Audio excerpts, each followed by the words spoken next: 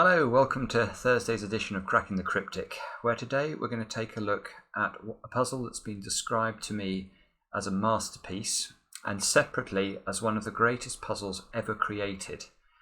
Now this is a puzzle by Phistomefel, and those of you who know the channel will know what a fan I am of Phistomefel's puzzles.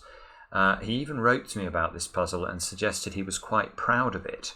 But clearly I think he was being very modest, because the feedback I've had from testers of this puzzle is that actually it is a work of complete and utter genius. Now it's a very interesting rule set as well, which I'm going to have to go through very carefully. It's almost a combination, this puzzle, of a Sudoku and a real sort of puzzle. It contains all sorts of rules, and I'm just hoping I'll be able to do it justice in a video, because I think clearly this is going to be a very stiff challenge today. Anyway, let's talk through the rules and see what we make of them. Now, normal Sudoku rules apply. That's the first rule. The two grey cells represent the ends of a snake, i.e. a path that is one cell wide and does not touch itself orthogonally or diagonally. So let's just think about what that means. That means that if this snake comes this way, and does that, for example, that would not be a valid snake, because you can see the snake touches itself diagonally at this point. So we've got to make sure the snake, does this sort of thing. I think that would be probably a valid snake. Once the snake is drawn, the rest of the Sudoku grid, i.e. all those cells not part of the snake, must form a single connected area. So actually the snake I've just drawn here is not valid, because these three little white cells on the bottom left hand side are not connected with the rest of the white cells. So we must be careful not to isolate bits of the grid using the snake. A zero outside the grid means the snake cannot turn in the respective row or column. Okay, there's 3 zeros, so that means that when if the snake came like that, it would have to cross without doing this in the middle. A plus means the snake must turn at least once in the row or column. Okay, I think I understand that.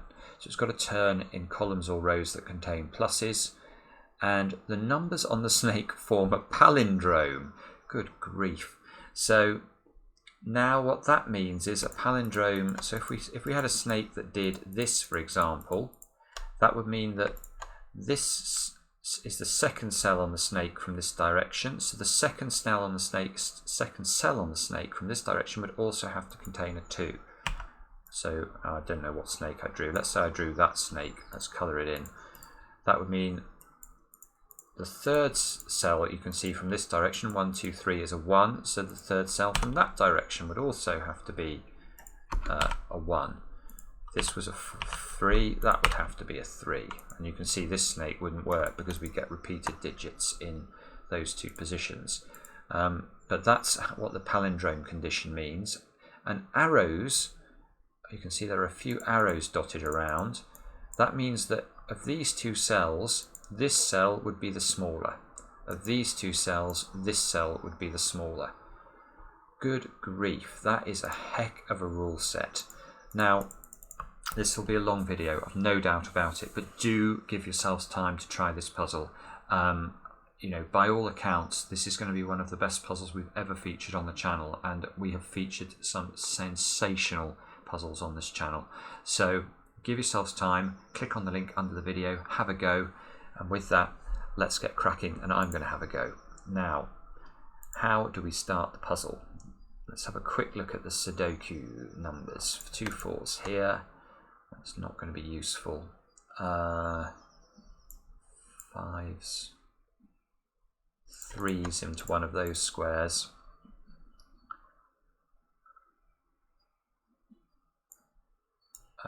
Okay. Okay. So look at these zeros here. If this snake makes its first move upwards, what happens?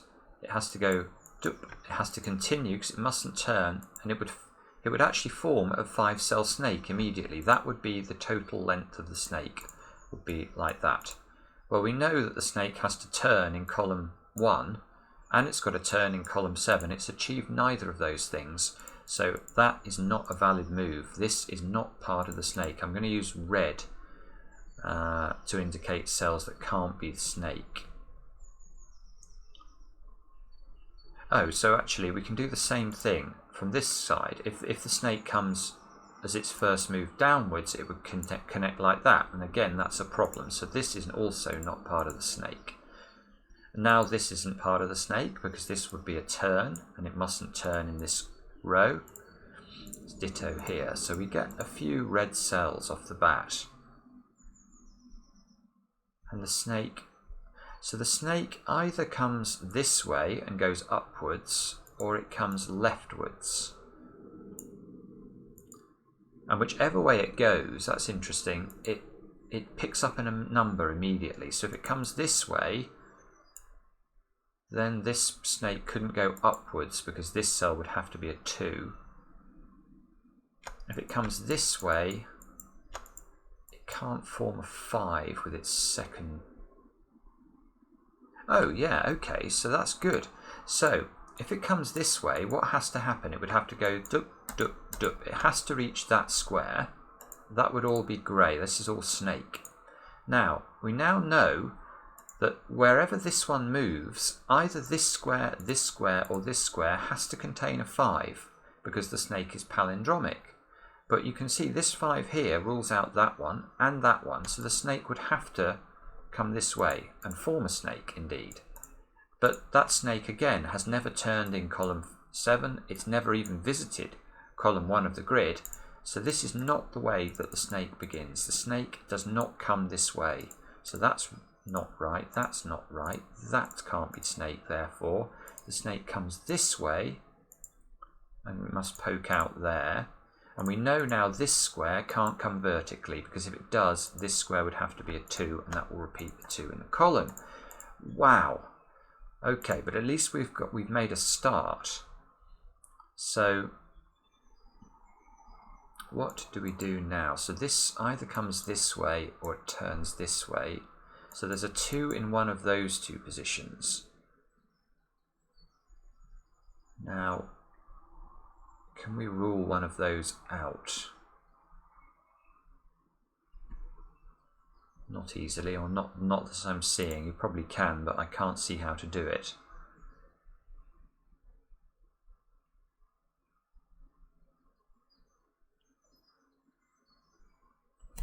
No, I can't see how to do that.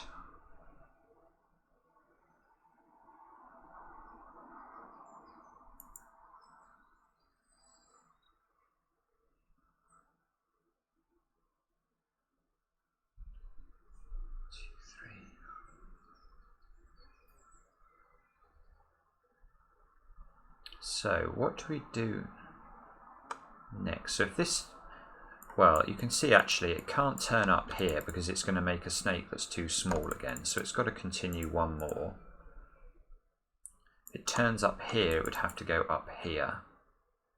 Then it couldn't come this way. It's got to get over to column 1 at some... yeah, okay. Now it's got to get over to column 1 at some stage.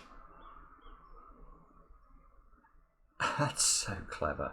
So it can't. It can never turn upwards. The snake can never turn upwards. Let me explain what I mean here. If the snake turns upwards like this, we know at some point it's got to wiggle around and end up in column 1. But there is no way of doing this now without bisecting the grid. However we draw the snake in, once it turns upwards, these white cells here are forming one area, these white cells are forming another area. This is always cut off from the rest of the grid, and that happens as soon as this turns up one space, because as soon as this turns up one space and I have to get to column 1, I'm always isolating, Ergo, it never turns up. It must continue along the bottom of the grid to there, where it must turn up and go to here. Okay, so now it's okay. Now it has turned in column 1. It's turned right at the bottom. And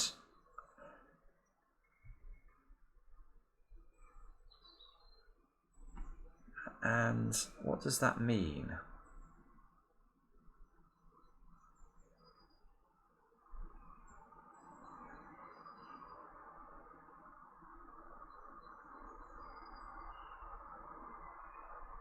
So we know there is no 5 on the first few cells of the snake, but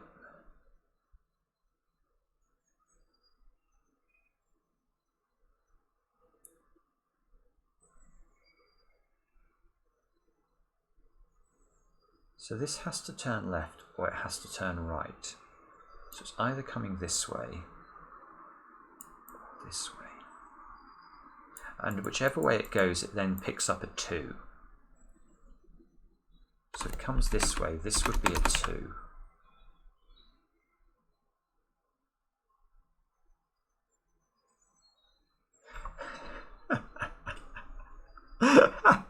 This is brilliant. Look, if it comes left, it can't move. It can't go up. It can't do anything because look at this. So if it ever now moves off this line, what happens? Its third cell is going to either be this one or this one. And the third cell from this direction is this one. So this number and this number will be the same number. So once it turns left, it cannot deviate. It must continue like this. Otherwise, it's going to repeat a digit in a column. And now this is not right. This is not a valid snake because this snake has never turned in column 7. Whoa! That is beautiful. So even if it came all the way over here and popped up there, this cell and this cell are in the same position of the snake. That is beautiful. So it never comes this way. It turns this way. And this is a 2. Therefore, we get some we get some 2s at the top. This is not snake. This is not snake because if this was snake here, this cell would be diagonally connected. And oh, actually, look, these zeros mean that the snake can never come back into the bottom of the grid because if it ever did, it would have to keep going and it would hit the snake. So we can never have any of those squares being snake.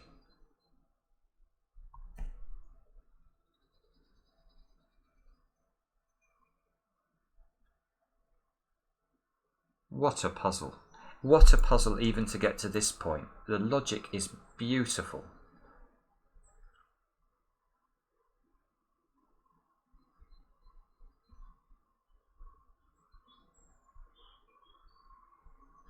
So now this either turns up or continues here. So if it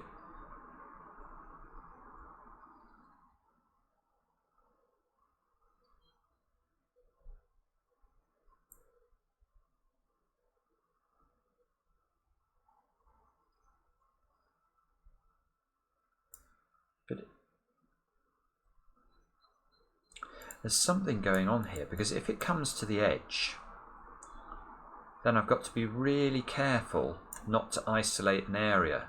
Like these white squares here are now cut off. So in fact, if it comes to the edge, it must never leave this edge. Because the moment it leaves the edge, you know, if it left the edge here or there, it's going to isolate.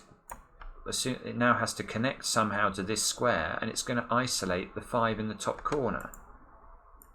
So this is lovely. So that's why if it comes right, it now mustn't isolate anything, so it has to hug the edge of the grid all the way round. And this isn't valid because this has never turned in column 7 again.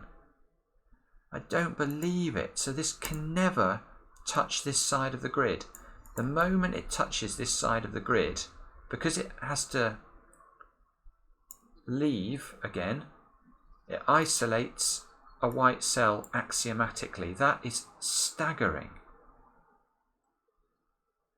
It's so simple, but it's so hard to see. So this turns upwards, and it can never hit this side of the grid. This continues.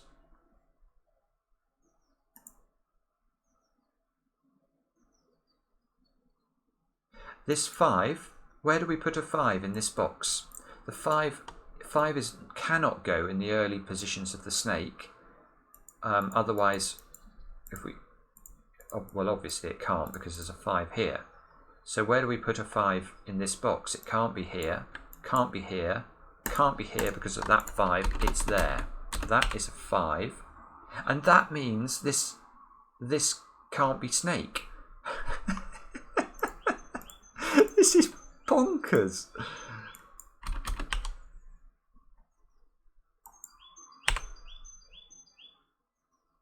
Oh, I don't, but it's done it again. Look, we cannot put a 5 on the snake in the early part of the snake.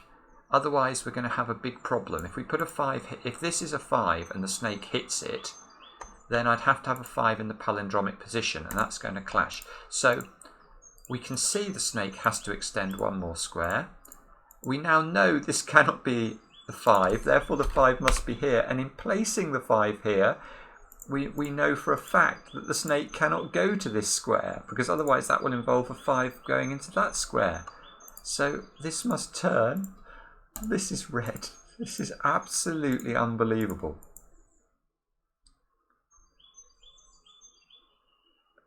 Now,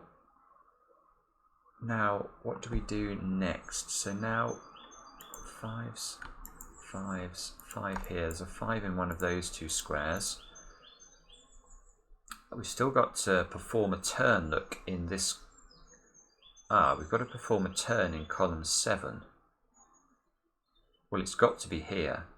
It has to turn here, because if it continues, it can never get back without stranding itself. So this must be the turn. It must turn there. This now, these two squares can't be part of the snake.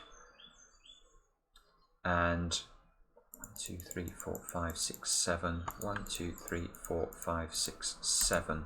We've still got one. Well, actually, we now can't use the 5 constraint any longer. That's not going to be helpful, because we know for a fact already that neither of those squares can be a 5.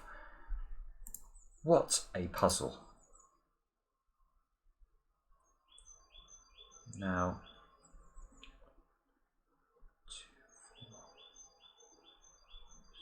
sorry if you can hear a bird in the background. I've got my window open today because it's much warmer, and a bit of nature outside. Now,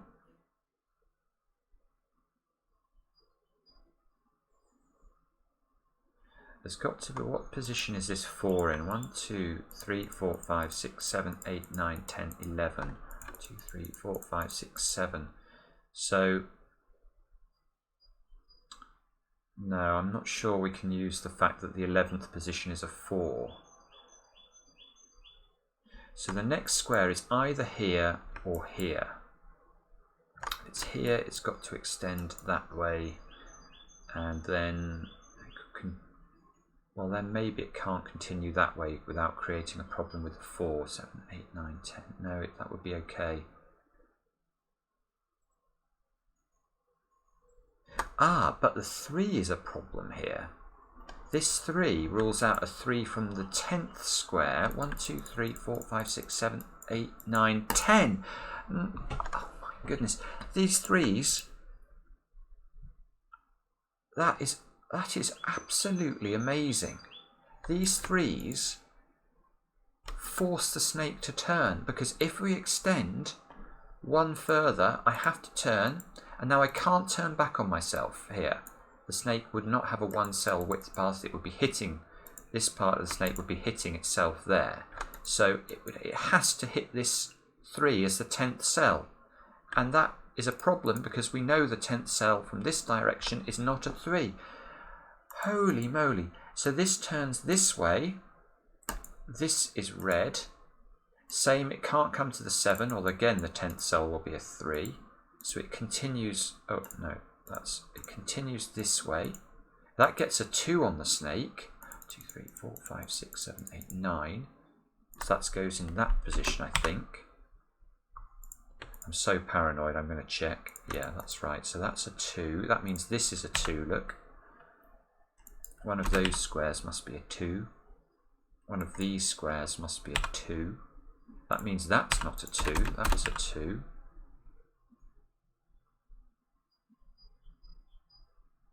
This can't be snake, that still would be the 10th position, that's still not going to work.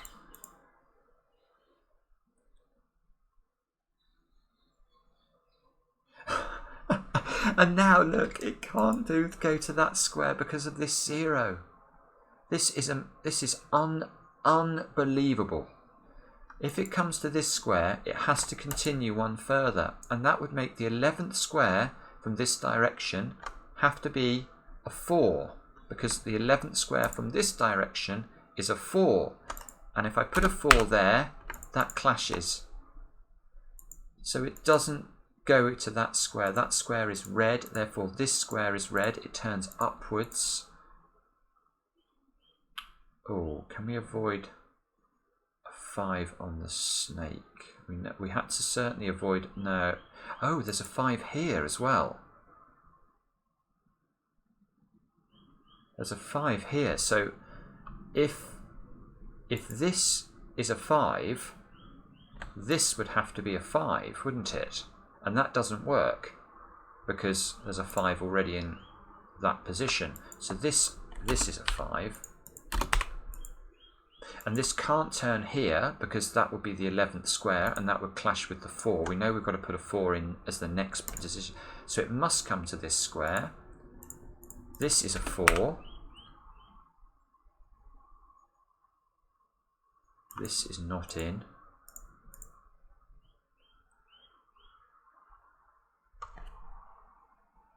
And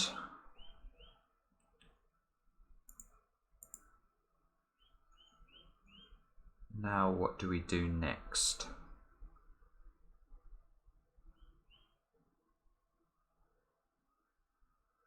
We've got to be careful now because these two cells are getting very too close to communicating with each other. So if, for example, if this turns now, because of the 0 up here, it would have to come to this square. So this was the 11th square, so 12, this would be the 13th square. It's 2 further on from this 4. Now, there's no way of making 2 squares further on than this 4 be outside of this box. So this square, and wherever we put the 4, the 13th square from this direction, whether it's this one, or this one, will clash.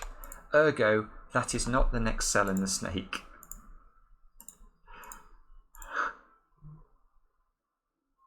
The phone is buzzing at me. Oh, hang on, I just need to check this.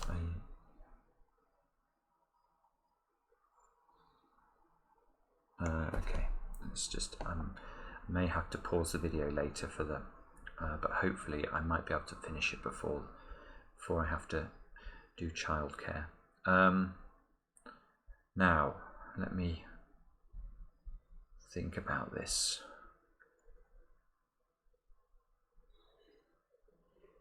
So this is the 12th position. So the 12th. Yes, this is the 12th square from this direction. Now that means if this extends one this way, these 2 digits are in the same row. So it doesn't. It comes this way.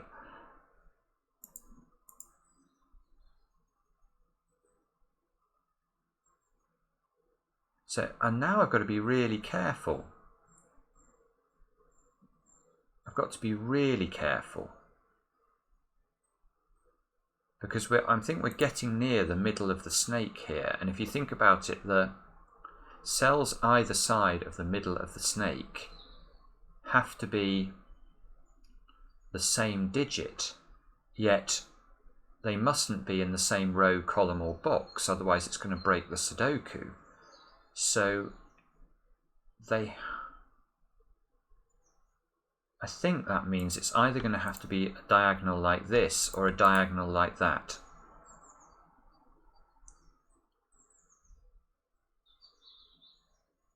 So if this comes down and does this, it can't extend one further, otherwise there's a massive problem. Well, this just doesn't work, so it can't come down. Yeah, if it comes down, it has to turn there, and where does it then go? If it goes one further, we would need to put a 1 into this square, because this would be the middle of the snake. So that's not possible, and it can't turn up because then the snake hits itself, so this square is out. This square is in, and now let's just make sure I don't butcher this now. So this is the next cell, and we know it's a 5. So that's it, isn't it? We know the next square from this square has got to be a 5 because of the palindrome. So if it turns up, it can't be a 5 because of this 5 here. So this is the next square, and this is a 5. This is absolutely startling. Now. Oh, and of course the 0 is also helping to say why it doesn't then bend down. It must continue that way. I could have spotted that before, but I'll forgive myself that. I've found the snake. I found the snake. That was one of the most pleasurable puzzling experiences you could ever wish to have. That is absolutely breathtaking. So now I've got to just solve a Sudoku with a palindrome in it. Now, how do we do this? Now, what I think I need to do is to spot cells that are this cell, for example. That is a constrained square that is on the snake. So it can't be 1, 2, 3, 4, or 5. It can't be 7 or 9. This is a 6, 7 or 8. It's a 6 or a 9. So we know that the square between the 2 and the 4 on this side is a 6 or a 9.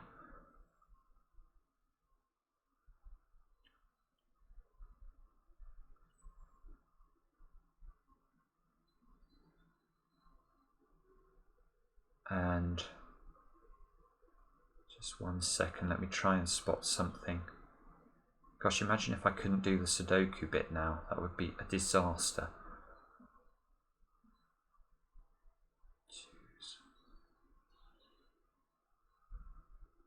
This square is restricted as well because this square can't be a 1 because the arrow points to the lower square. So if this can't be a 1, it can't be a 2, 3, 4, 5.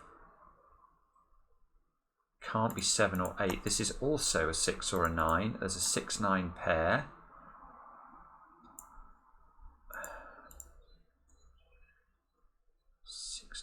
So these 3 squares here in the row have got to be 1, 3 and 7, and 2 of them are on the snake.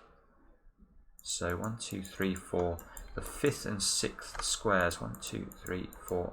These 2 squares have got to be 1, 3 or 7. That one can't be a 3. So that means this one can't be a 3.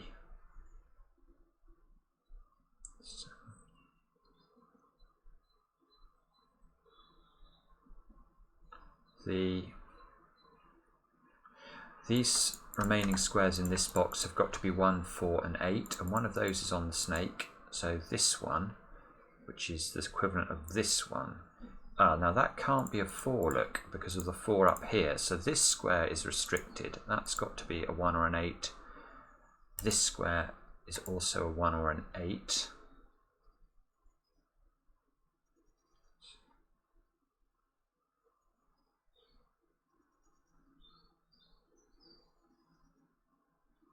So there's all sorts of stuff going on here now, because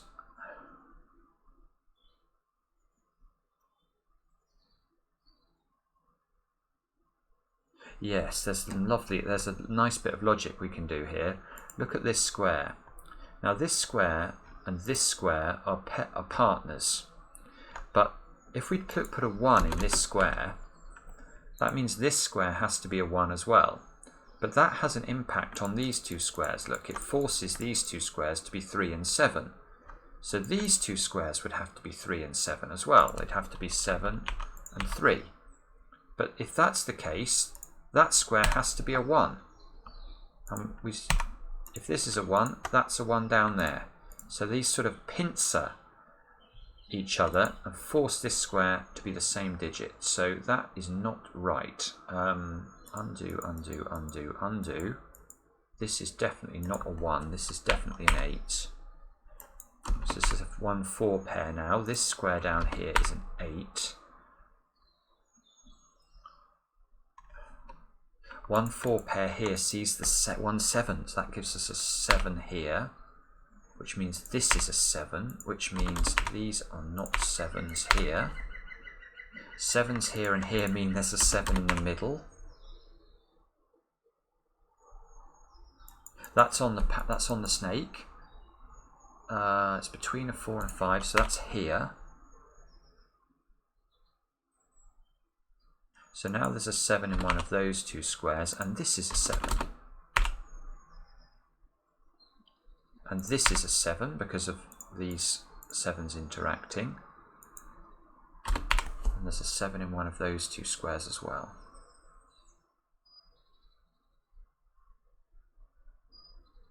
Wow, okay, so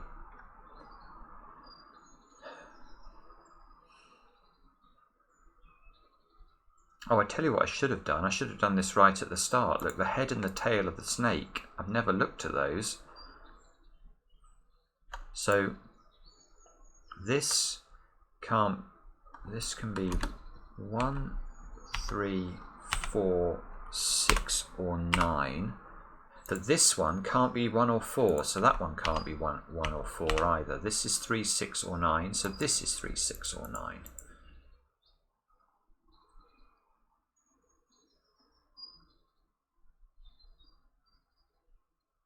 This is 6 or 9. Have I found a counterpart? That one was the equivalent of that one, wasn't it?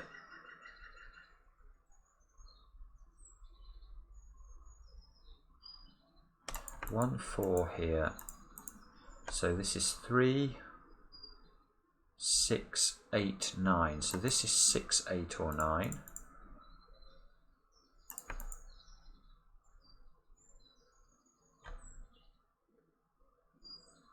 Oh no, the 8 here is nice, because that means there's an 8 in one of those squares, doesn't it? So that they form a 3, 8 pair. That means that's not an 8. Oops, not an 8. 6, 9 pair here now. There's loads of 6, 9 pairs going on.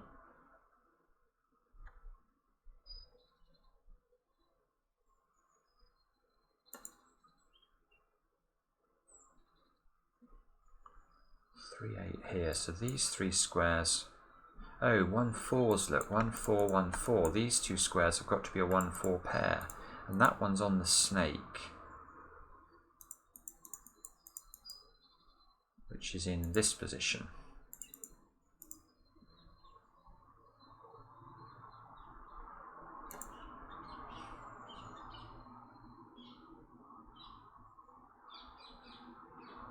And what's more, where do we put a 4 in this row?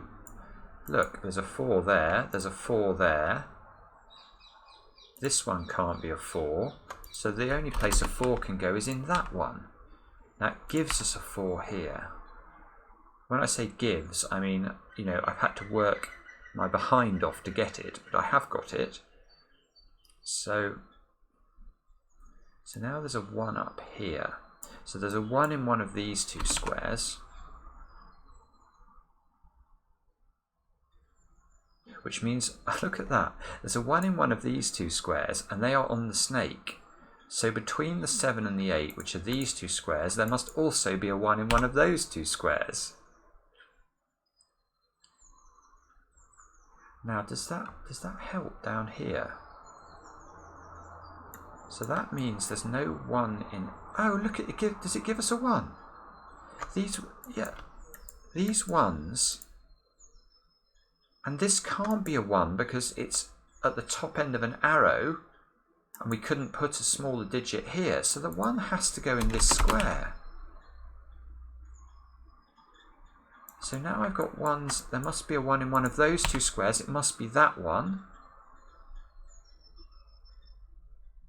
Good grief. And these 3 squares now have got to be 2, 6 and 9.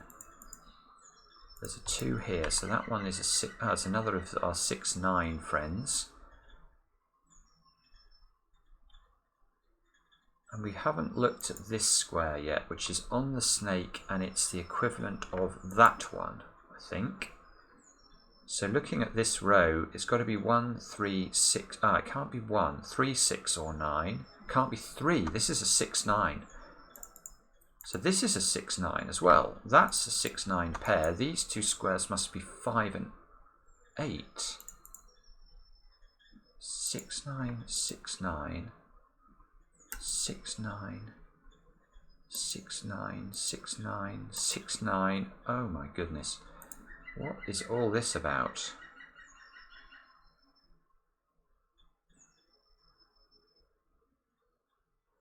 This is the centre of the palindrome here, so this one is, that has no restriction.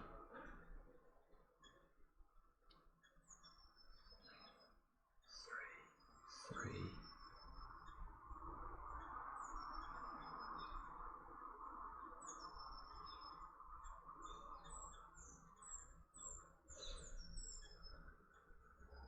There's something, look at these 6, 9s here, hang on a minute, there's something going on here, because these two are not the equivalent cells on the palindrome, obviously, because they are in the same column. So whatever I make this one, which one does that make its equivalent? Oh my goodness. Yes, look at this. Oh, this is beautiful, beautiful logic. So, I think I'm going to have to keep this highlighting to explain this. Whatever I make this square, let's say I make it a 6, then we can see that this square over here is a 6. And this square over here has got to be a 9. Which means this square over here is a 9. So this started with me assuming this was a 6. That made this one a 9. But this is a 6, 9 pair as well. So if this one is a 6, this one has to be a 9. So whatever I put in this square, the opposite appear in both of those squares. Now why does that matter? Well, that means that this square down here can never be a 3 because it must be a 6 or a 9. Whatever I end up, whether I make these 2 6s or 2 9s, that one is always a 6 or a 9. It is not a 3. And that gives us a 6, 9 pair in column 8. Which means that I need to place 3 and 8 into these 2 squares, and there's a 3 there. This might be the best puzzle I've ever seen. I mean, this is quite unbelievable.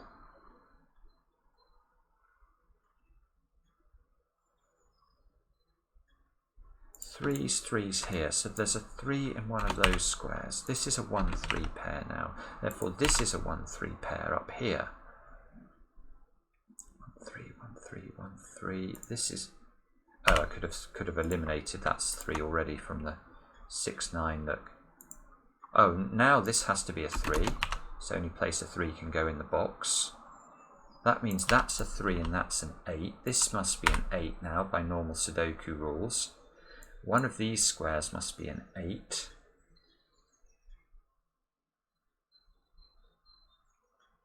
So if I make that an 8, that would have to be a 9, because that would be the only available digit. So one of these two is an 8. 6, 9 here, 6, 9 here. What do we need into those squares? We need a 4, a 6 and a 9.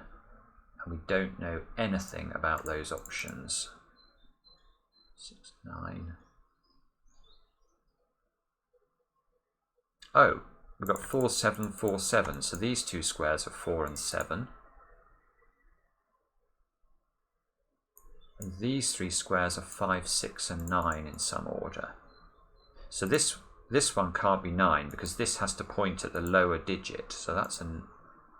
Oh, in fact, that means that's always 7. Because if it's 4, 5 or 6 is always greater. So that's a 7. That's... Oh, dear. That one is a 4. That means that one's a 7.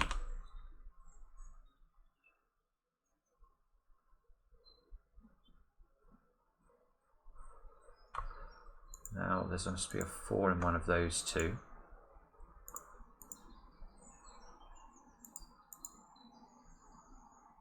This is the centre of the... I'm going to just colour that in so it doesn't distract me. That is the centre of the snake.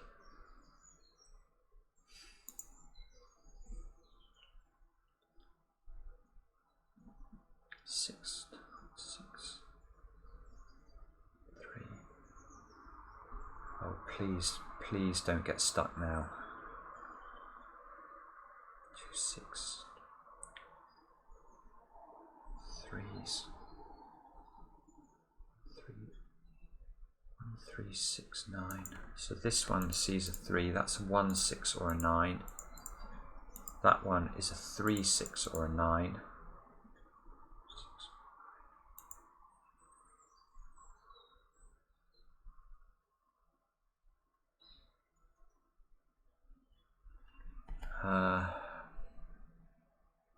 Oh, hang on. So this is a 4, 6 or a 9, isn't it? Just looking at the column options. 6, 9 here, 4, 6, 9 here.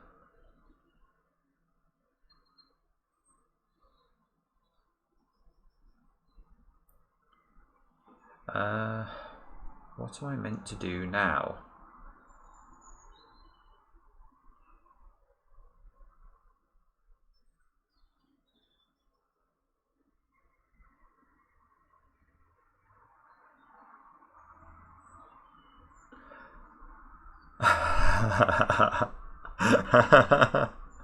I know what we have to do now. We've got to do what I just did again. The 6s and the 9s. Oh, this is unbelievable. So, let's say we make this one a 6. That one is therefore a 9, which means that this one is a 9, and this one is a 6. Now, why does that matter? Well, let's have a look at this square here. This square sees both that one and that one, always. And whichever way round I make this, there's always a 6 and a 9 in these squares, or a 9 and a 6 in these squares. So that square is never a 6 or a 9. Ever. It's breathtaking. That is a 1. That's a 3. Come on, let's get this finished now. So this is not 3. This is 1. This is 3. Those are on the palindrome. Let's just check whether we can do anything else. So let's get this in the right order. So this is a 1. This is a 3. That means that the middle cell of the palindrome is a 3 after all this, I think. One of these two squares is a 1, and the arrow is going to help us here. It can't be this one. This must be the 1. That gives us a 1 and a 4 and a 2. The 4 here removes a 4 from those squares. So this becomes a 4. These two squares have got to be 6 and 9. That's a very familiar combination, isn't it? The 4 here means this is not a 4 down here, which means that one is a 4.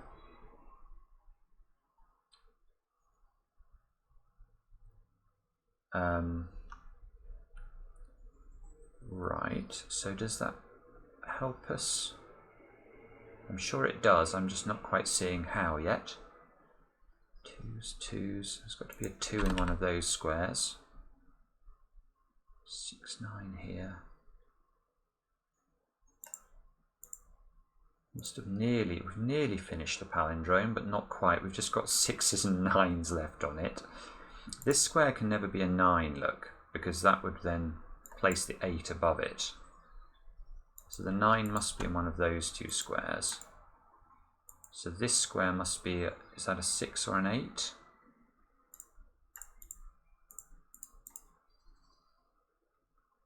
It's 9, 5, 8, 2, 6, 9. So we've used this arrow up, we've used this arrow up. We've used the 4 here. We've got 6s and 9s all over the shop.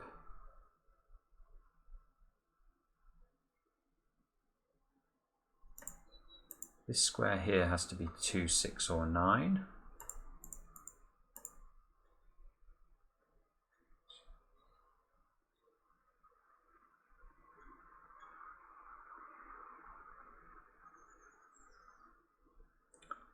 So, how do I finish this off? Oh no, I really don't want to get stuck here. That would be something of a disaster after 46 minutes. 6,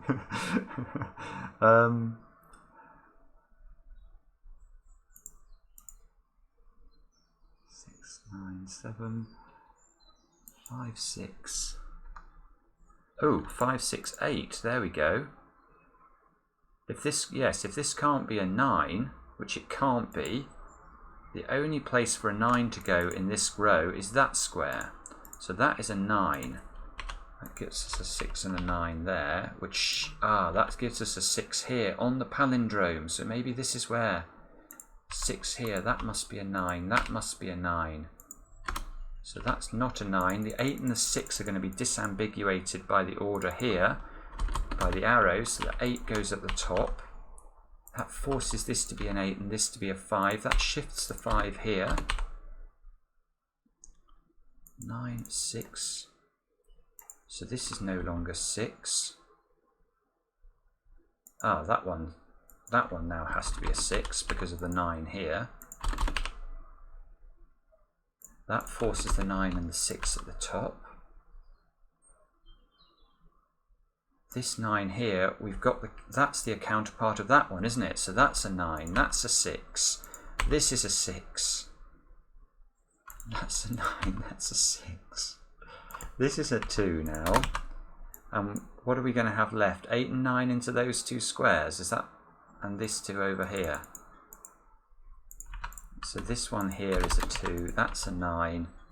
I think this has to be a 9. I think this has to be an 8, please. Yes! What a puzzle that is! My goodness me, what a puzzle!